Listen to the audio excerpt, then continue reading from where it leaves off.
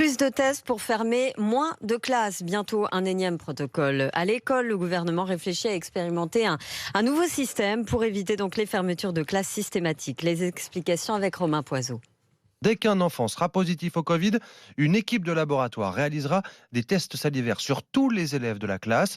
Ceux qui sont positifs resteront chez eux, les autres retourneront en cours. L'objectif, c'est d'éviter des fermetures de classe. Les tests pourraient être réalisés plusieurs fois dans la même semaine auprès des élèves concernés pour s'assurer que le virus a définitivement quitté la classe. Mais faut-il encore que le ministère de l'Éducation communique auprès des parents qui sont encore loin d'avoir signé leur accord pour faire tester leurs enfants?